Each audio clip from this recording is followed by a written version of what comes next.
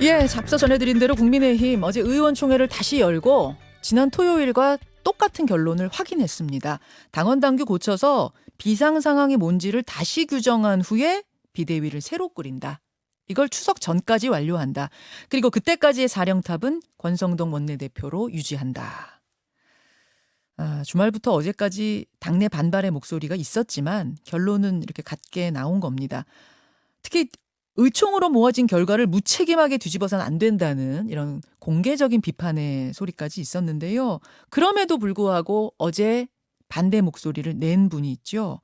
어제 오전 자유토론 첫 주자로 안철수 의원이 그 의원총회에 나섰다고 해요. 안철수 의원 잠깐 연결해 보겠습니다. 안철수 의원님 안녕하세요. 네, 오랜만입니다. 예, 오랜만입니다. 좀 좋은 이야기로 연결을 했었어야 되는데 오랜만에. 네, 글쎄 말입니다. 우선 총평부터 좀 듣고 싶어요. 지금 당의 이 상당히 혼란스러운 상황 어떻게 느끼고 계십니까? 그러니까 뭐 전반적으로 먼저 말씀드리면 지금이 개혁의 골든타임 아니겠습니까? 예, 대통령 취임 첫 해가 정말로 중요하거든요. 중요한데. 근데 이걸 그냥 허비한다는 게뭐 국민을 위해서, 국가를 위해서도, 대통령을 위해서도 도리가 아니다. 빨리 해결해야 된다. 뭐 그런 전제하에서 말씀을 드리는데요. 네. 지금 보면은 이번 법원 결정 자체가 비대위 존재 자체를 부정하는 겁니다.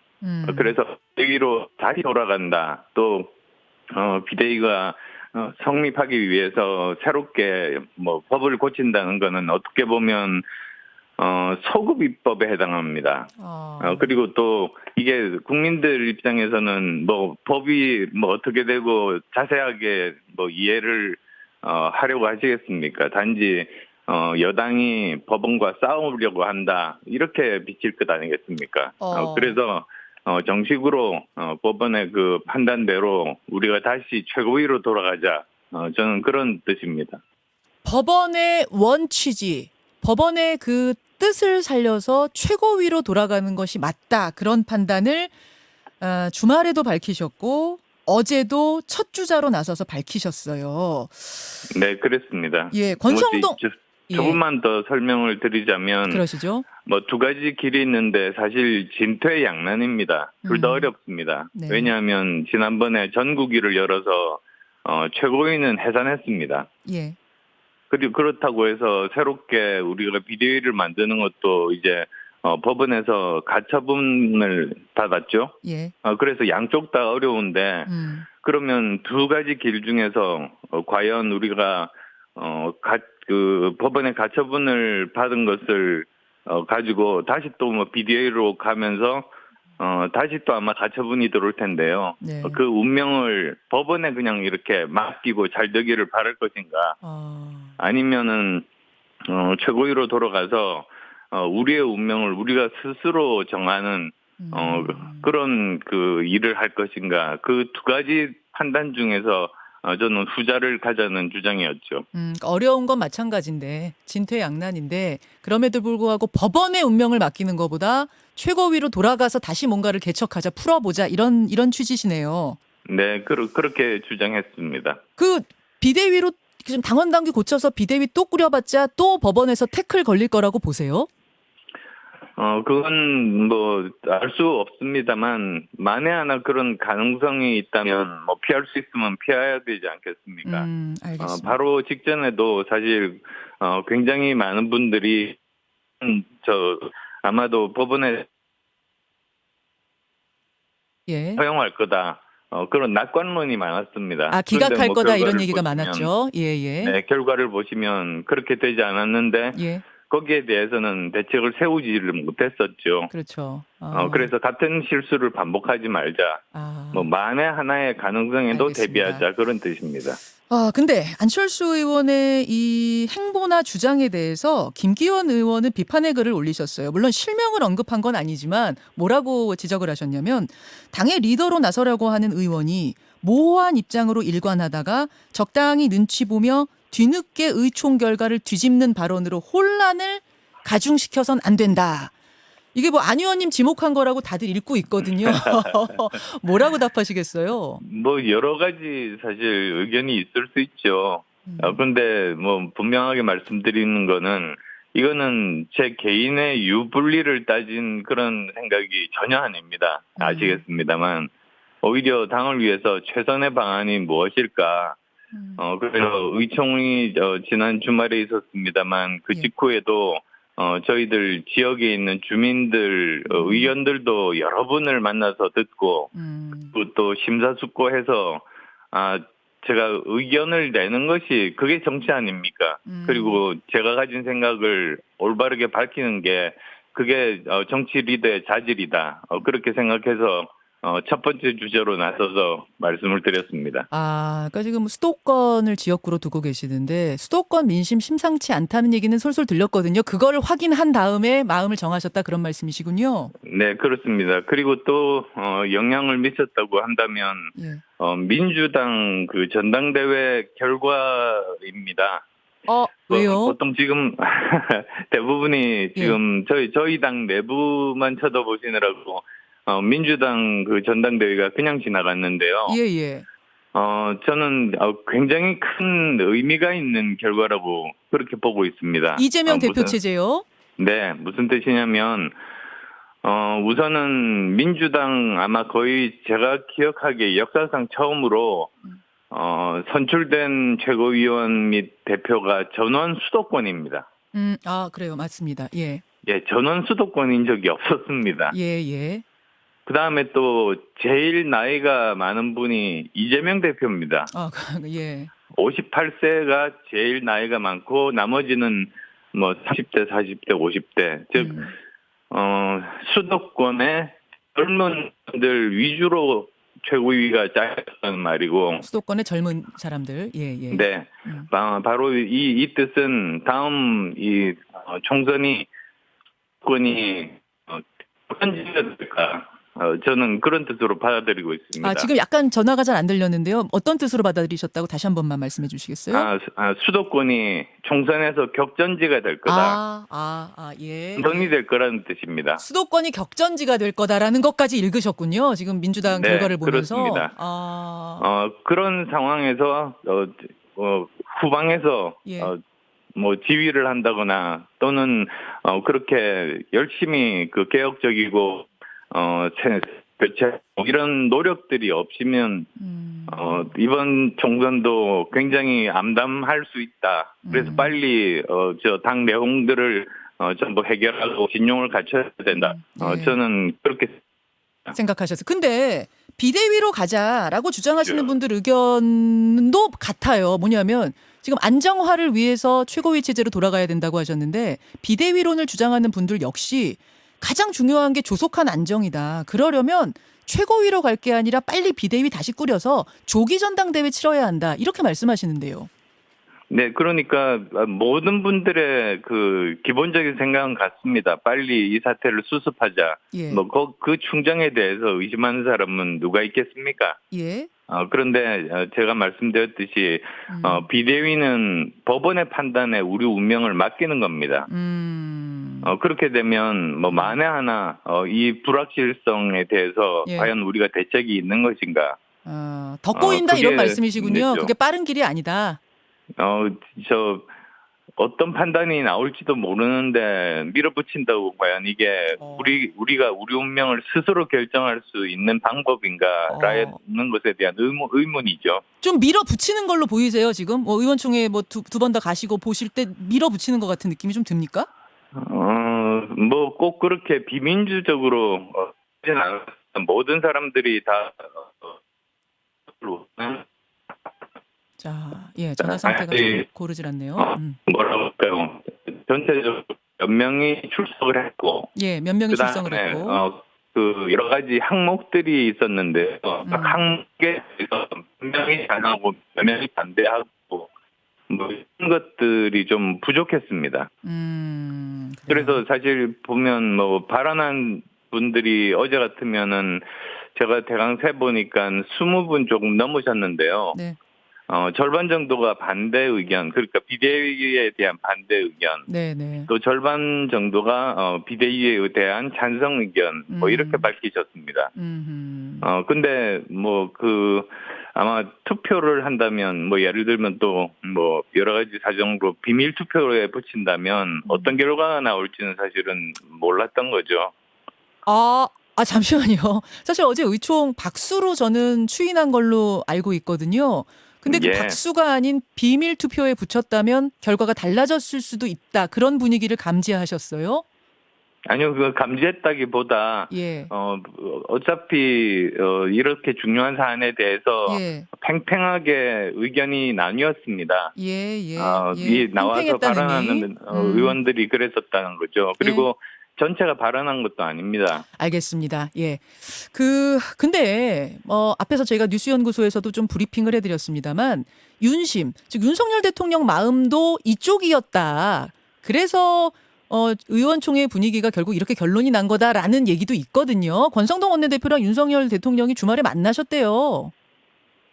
그래서 저는 그렇게 이야기를 들은 것은 없습니다만 사실 뭐 원론적으로 윤 대통령께서는 국정 운영의 책임자 아니십니까? 예.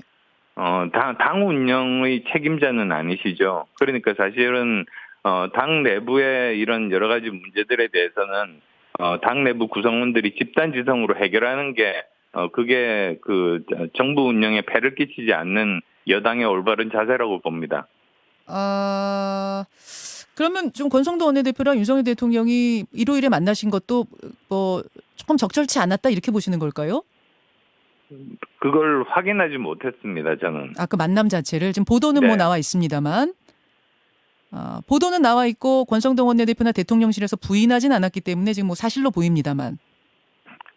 뭐 그렇다고 해서 그 의총에서 거기에 대한 어떤 언급도 없었습니다. 어떤 영향도 저는 미치지 않았을 거라고 뭐 그렇게 믿고 싶습니다. 알겠습니다. 그렇게 되면 이제 전당대회를 그럼 언제 치르는 게 맞는가? 이 부분이 좀 궁금해요. 최고위로 돌아가게 되면 좀 빨리 조기 전대 치러서 안정화시키자라는 분들의 의견은 이제 수렴되기 어려울 것 같은데 전당대회는 언제쯤이 적절하다고 보세요? 저는 일관되게 말했습니다. 정기국회가 정말로 중요하고 민생을 위해서 중요하고 그리고 또 책임 있는 정부 여당 입장에서도 이번 정기국회를 제대로 치르는 것이 중요하기 때문에 정기국회가 끝나면 저 전당대회를 치르는 것이 바람직하다. 그 뜻을 이미 말을 했습니다. 정기국회가 끝나면 치른다. 그러면은 한 11월, 12월 이쯤 말하시는 걸까요? 그러니까 예산이 끝나게 되면 아마 12월 초 정도가 되겠죠. 12월 초. 예. 예산까지 다 마무리 해놓고 12월 초 정도가 돼야 된다. 왜냐하면 사실 저 국회의원들이 가장 중요한 임무가 국정 아닙니까? 입법 아닙니까? 그다음에 또 행정부에 대한 제대로 된 견제 아니겠습니까? 이런 부분들이 먼저고 그 다음이 당내에서 여러 가지 저 전당대회라든지 그런 문제는 저 중요한 순서로 보면 후순인 거죠. 알겠습니다. 근데 이제 빨리빨리 좀 이 안정화를 시키자 하시는 분들은 10월, 11월 혹은 11월, 12월 이 정도로 말씀하시거든요. 좀 이르다고 보세요? 우선은 10월은 국정감사입니다. 예. 그리고 예를 들면 뭐 그 외교 통일 쪽 그 상임위 같으면 외국의 공관들을 감사를 하러 외국으로 떠납니다. 예. 그러니까 사실은 여러 가지 입장에서 적절하지 못하죠. 아하. 그다음에 또 이번 11월 달은 아마 예산정국이 될 텐데요. 12월 초에 마감을 하겠습니다만 이번 예산정국은 굉장히 중요합니다. 지금 전 세계적으로 경기가 얼마나 힘들게 지금 진행되고 있는지, 그리고 또 여러 가지 인플레 문제를 어떻게 해결해야 되는지, 그다음에 또 이제 미국과의 이런 여러 가지 관계들, 이런 것들을 제대로 그 여당 입장에서 제대로 정책을 세우기 위해서는 여기에 집중을 해야만 민생을 그나마 살릴 수 있고 도움을 줄 수 있습니다. 그 취지를 제가 이해를 하네요. 그래서 이제 12월 초 정도가 돼야 된다. 아예 그러면 1월 넘어서 치르면서 이준석 전 대표도 당원권 징계 풀리고 나면 돌아올 수 있게 그래서 참여하게 해서 평가받게 하자 이런 의견도 있는데 그건 어떻게 보세요? 뭐 그런 것도 방법이죠. 사실은 이 대표에 대해서도 모든 판단은 우선 국민과 당원들이 하는 거 아니겠습니까? 예. 그리고 그래서 일부 어떤 뭐 지도부가 판단하고 그런 부분은 저는 아니라고 생각합니다. 이준석 전 대표도 전당대회 참여하게 하자 쪽이세요? 저는 뭐 그것도 가능하다고 봅니다. 물론 전제는 구성원들의 동의가 있어야겠습니다만. 예. 법원의 판단 취지도 6개월 동안 그 직무 정지 아니겠습니까? 예, 그렇습니다. 여전히 지금 대표직은 살아 있는 거죠.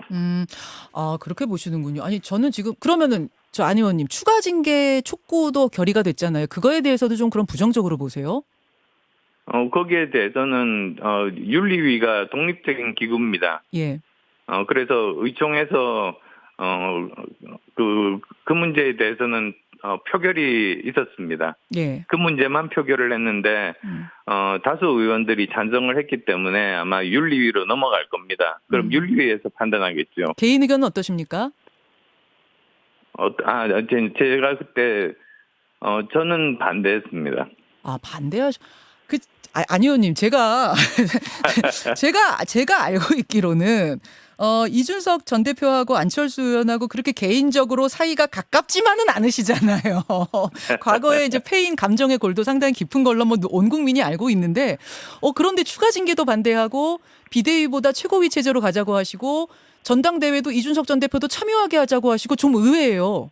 아니요, 저는 개인의 유불리를 따지기 이전에 예. 당을 위해서 최선의 방법이 무엇인가, 그걸 고민하는 겁니다. 그래서 말씀을 드리는 겁니다. 알겠습니다. 그러면 이번 전당대회 굉장히 중요한데 많이들 나오실 것 같거든요. 당을 생각하시는 분들은. 안철수 의원도 나가시는 거죠? 저는 고민 중입니다. 안 나가실 수도 있습니까? 뭐 여러 가지 가능성들이 있겠죠. 정치라는 것이 앞으로 옛날에는 몇 달 후도 모르겠다고 말씀을 하시는데 요즘은 일주일 후도 잘 모르겠습니다. 하루 앞도 모르긴 해요, 요새는. 아니요. 그래서 저는 지금 뭐 전당대회를 언제 치르는 것이 좋다 이런 거 고민할 시간에 저는 지금 외교통일 상임위니까 이 문제에 집중해서 우선은 제대로 문제를 풀어야 된다. 지금 막 여러 가지 현안들이 굉장히 많거든요. 네. 그러니까 인플레이션 감축법부터 해서 칩4부터 해서 맞아요. 지금 우리나라 당장 영향을 미칠 수 있는 사안들이 엄청나게 많습니다. 예, 알겠습니다. 안 의원님. 아마 제가 이거 계속 물어도 답은 안 하실 것 같고 하나만 여쭐게요.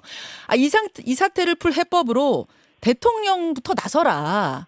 뭐 결자 해제해라 이런 질문들이 나오는데 어떻게 생각하시는지요?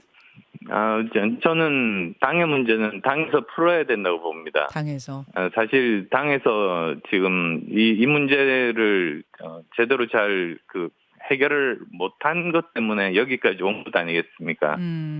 그래서 당의 문제는 당의 구성원들이 총의를 다해서 집단지성을 발휘해서 풀어야 된다. 그게 제 일관된 입장입니다.